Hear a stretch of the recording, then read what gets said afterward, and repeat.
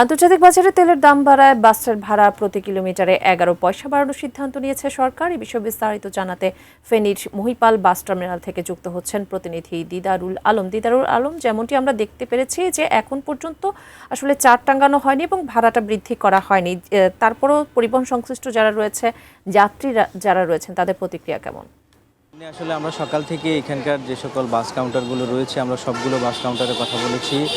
এখানে যারা টিকিট মানে যেসব ভালো কোম্পানির বাসগুলো রয়েছে তারা কিন্তু এখন পর্যন্ত আসলে টিকিটের যে মূল্যবৃদ্ধি সেটি কিন্তু তারা আসলে করেনি, এবং আমরা যেটি জানতে পেরেছি যে এখানকার যে সকল লোকাল সার্ভিসগুলো রয়েছে সেগুলো আসলে যাত্রীদের কাছ থেকে বাড়তি ভাড়া নেওয়ার জন্য কিন্তু তারা আসলে চাপ দিচ্ছেন, কিন্তু যারা যাত্রী সাধারণ রয়েছেন তারা কিন্তু আসলে বলছেন যে হুট করে আসলে সরকারের যে প্রজ্ঞাপন সেই প্রজ্ঞাপনের সাথে সাথেই ভাড়া বৃদ্ধির যে বিষয়টি এটি আসলে এখানকার যারা বাস যাত্রী তারা আসলে নিতে পারছেন না। তারা বলছেন যে বর্তমান সময়ে আসলে বাস ভাড়ার পাশাপাশি কিন্তু একদম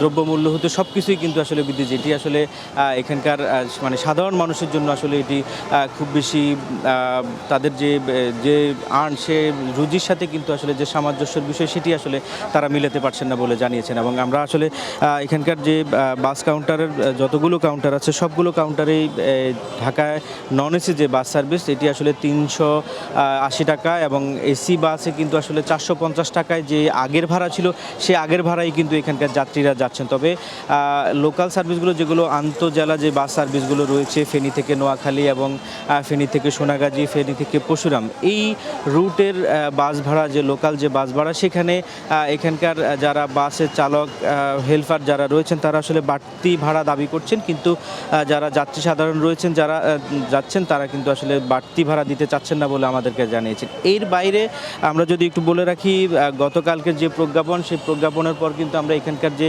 মালিক সমিতি রয়েছে আমরা তাদের সাথে কথা বলেছি। তারা বলছেন যে আগামী 1 থেকে 2 দিনের মধ্যে হয়তো তারা সবার সাথে সিদ্ধান্ত নিয়ে তারা ভাড়া বাড়াবেন বলে আমাদেরকে জানিয়েছেন।